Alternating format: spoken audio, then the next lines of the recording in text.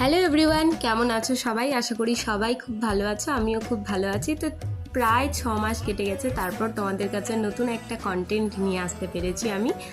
বিয়ের পর নতুন পরিবেশ একটু মানিয়ে নিতে আমার সময় লেগেছে। তারপর আমি কিন্তু তোমাদের সাথে আবার ব্লগ শেয়ার করতে চলে এসেছি।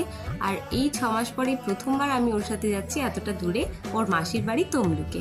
হাওড়া থেকে তমলুকের ডিস্টেন্স অনেকটাই, তোমরা বুঝতেই পারছো। আর বিকেলবেলা এত সুন্দর আবহাওয়ার মধ্যে যেতে আমার দারুণ লাগছিল। মেঘলা মেঘলা ওয়েদার ছিল, সেই জন্য রাতের দিকে এতটা বৃষ্টি হয়েছে। আর দেখো, কথা বলতে বলতে চলে এসেছি মাসির বাড়ি। তো মাসির বাড়িটা তোমাদের কেমন লাগলো? সামনেই রাধা গোবিন্দের মন্দির, আর আমার পিছন দিকে আমার হাজব্যান্ড ওই যে বাইক রাখছিল।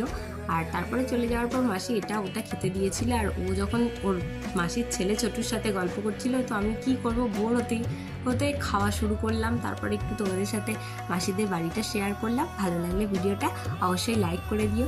টাটা।